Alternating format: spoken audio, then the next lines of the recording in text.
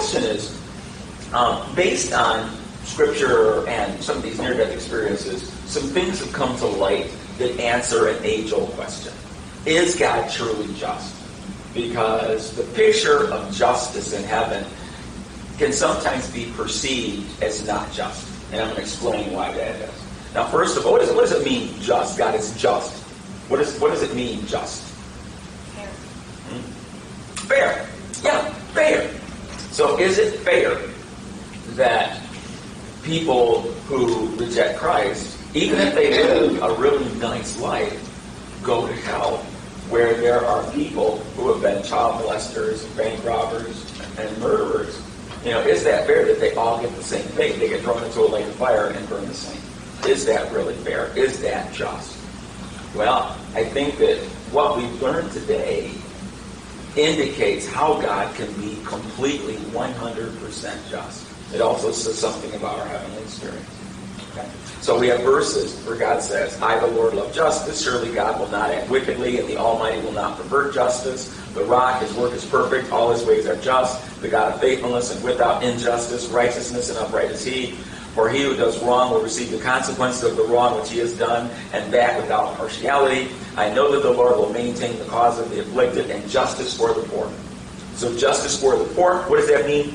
That means that if some person is cruelly treating somebody and they're very poor, then the person that did that is going to get his bad big time.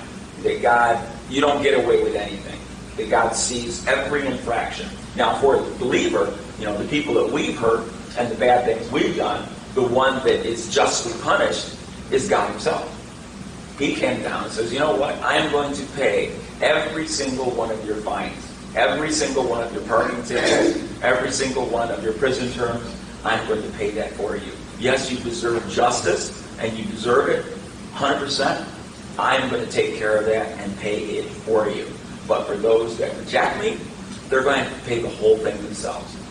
How do you pay? There is a phenomenon whereby that happens. Okay? I'm going to show you a couple of hell experiences.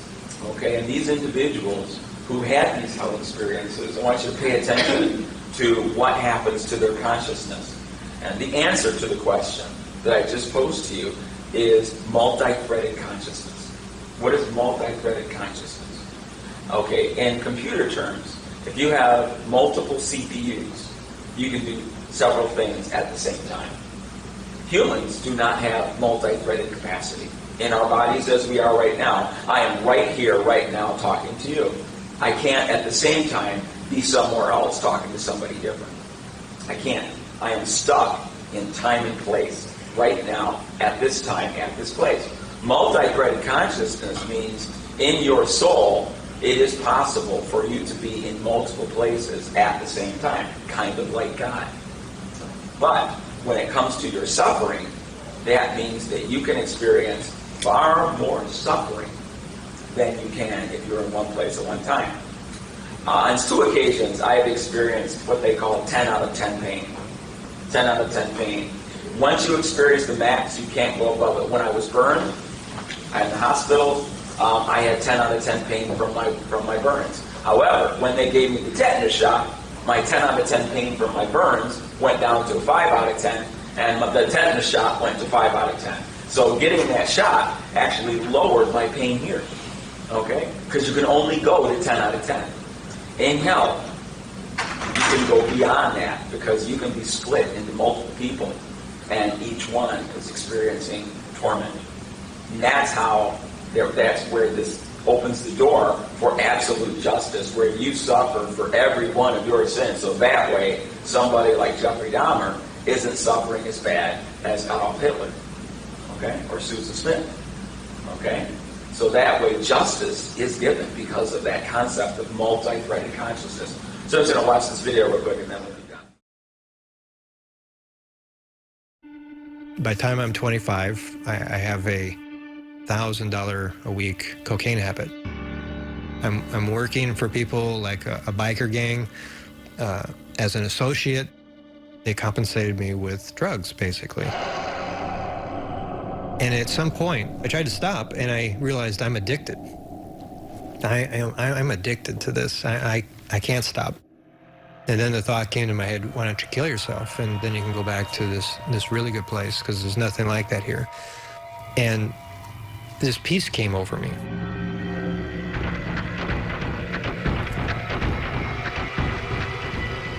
I start drinking some alcohol because I know I can't do this unless I'm drunk.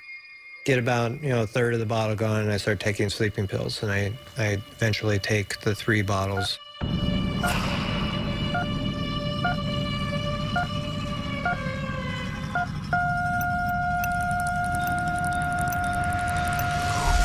All of a sudden, there's a flashlight. Boom, flash a light. I'm looking down at my feet, and I'm on a road, walking.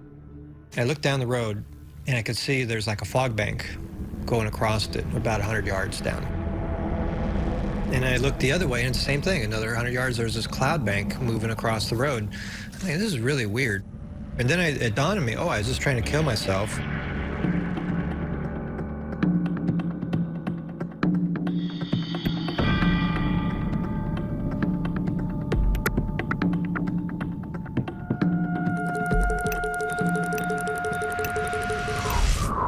This cab pulls up next to me, a yellow New York checker cab.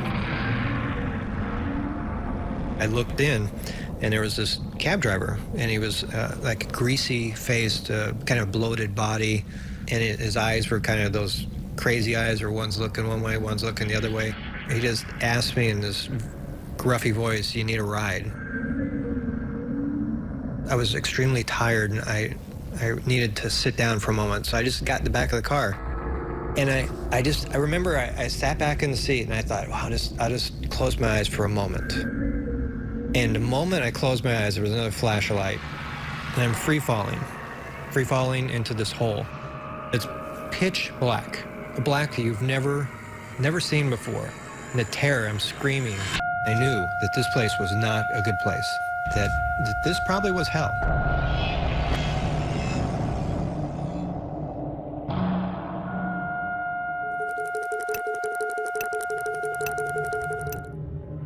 And just when I think I'm going to hit the bottom, another flash of light happens, and I am split into 7. Around me were like these walls of steam, and out from these walls of steam would come these demons. They were masquerading as people I had met in life. Their smell would be so bad that it would be right to the edge where you'd want to throw up. And they get in your face, and they just aggressively attack you and make you relive these experiences. My soul is literally split into 7 of me. 2 of me were living past experiences, 2 were living present experiences, and 2 were living future experiences as a result of my life on this planet and what pain I'd caused other people. And this voice is telling me, yeah, you just died. And I'm like, that's how I die? Like a sack of potatoes in the backseat of a car? But as this is going, I don't feel any pain. No pain, no sorrow, no nothing, no feelings. I'm flying over my body, and it's like a movie, and the star of the movie died, and that's it, we're moving on. And as this is going, which I don't know if it's a second or an hour or a week because there's no time, but I feel like I'm being pulled up a little bit, and a little bit higher, and a little bit higher, like an elevator that pulls me up. And the more I get pulled higher, the more I see beneath me. And I'm, the car is driving in the streets of Manhattan, and I'm flying over the car. Wherever the car goes, I'm going. And I'm already at the height of like maybe 2 or 3 floors. And suddenly something very weird happens. I feel like I dive into this girl's body that my body is on, and within a split second, I see her entire life. From the day she was born till that day, I see her entire life. But it's not that I'm like sitting like this and looking at a screen. I'm in her body. And I'm living her life. And I'm feeling her emotions. She's happy, I'm happy. She's sad, I'm sad. She has pain, I feel the pain. And I see like thousands of scenes. I don't see it like in order, like baby 1, 2, 3, 4, 5, 6, 7, 8. I see thousands of different scenes of her life, and I'm in the scene. And I see like the past and the present at the same time. And then I see like a little step into the future, and I see how they're telling my parents in Israel that I died. And I see my parents crying, and I see my sisters crying. I see like a little step into the future. And I see everything at the same time. This girl's past, what's going on in the present, and a little bit into the future. And a lot of people ask me, you know, I can somehow understand that you are hovering over your body and you saw what's going on beneath you. I can somehow relate to that. But I don't understand how you can see the past, see the present, and see the future. That doesn't make sense. So the short explanation to that is when our neshama, when our soul is in our body, it's limited to the body. So the body can only see from here a couple miles. And the body can only hear a certain amount of distance. And the body can only carry a certain amount of weight. And the body can only live in the present. The body cannot see in the past, cannot see in the future, can only be in the present, and can only see and do what the body allows it to do. But once the soul leaves the body, it has no limitations. The soul can see from here to the other side of the earth with no problem. The soul can be at the same time present at 50,000 conversations. Hear it, see it, and be there with no limitations. The soul can see the past, the present, the future. The soul has no limitations. So I was able to see this girl's past, what's going on in the present, and a little bit into the future. And as all this is happening, the car is driving in the streets of Manhattan. I'm being pulled a little bit higher and a little bit higher. I was like the height of like maybe 20 or 30 floors, flying over the city. Now at this point, the girl already figured out that something's going wrong. So the car is already racing to the hospital. And the car is driving fast in the streets of Manhattan, and I'm like a magnet over the car. Wherever the car is going, I'm going. And at some point, the exact way how I dived into this girl's body and I saw her entire life, I was going through the buildings in the city, and instantly I saw everything that's going on in the buildings. Like as if there wasn't walls. Imagine you're standing in front of a building, and you see hundreds of apartments, but you just see the windows. It was like as if the wall was removed, there wasn't walls, and I'm able to see in each apartment what's going on. Hundreds and hundreds of apartments, I see what's going on. Hundreds of people. And the same way how I'm in this girl's body and I see her entire life, these hundreds of people, I see their life. Like as if I'm sitting here and I know all of you what's going on in your mind. Every one of you, I know what's going on in your mind, what you had for breakfast, where you were born, what's your birthday, what's your favorite color, what you did last night. Every little thing, I know about each individual person.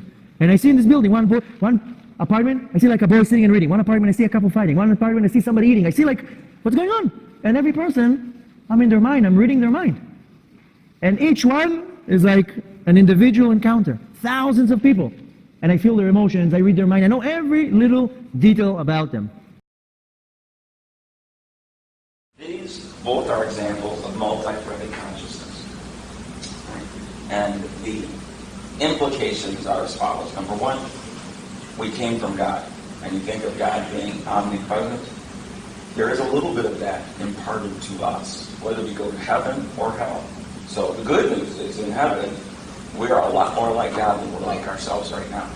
And it is possible to have fellowship with 100 people at the same time, to enjoy the pleasure of love and of belonging forever. And not just like me with my clothes on like this, but again, if I want to be a discrete entity, that's fine. But if I wanted to talk to a few thousand people, that option is there. So that's a good thing. If you go to the other place, however, that opens the door so that somebody like Hitler can experience the trauma of 10 million people, okay, at the same time.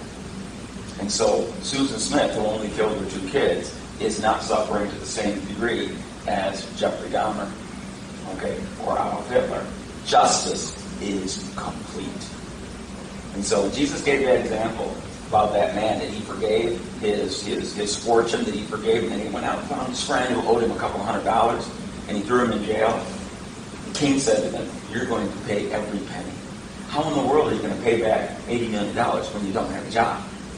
Well, in heaven, you can do that, because you can suffer for all the hurt you caused. You have the ability to suffer eternally exactly what you deserve. So when God talks about, I love justice, he means it. And so when people say, well, it's not fair down here. I see rich, evil people getting away with stuff. And how can God be fair and just when you see so much injustice? Well, before this book is over, everybody gets what's coming to them. Unless they're thrown on, unless they take God up on his offer of mercy, unless they take him up on that offer, they will pay for every wrong thing they have ever done. God is just. Okay?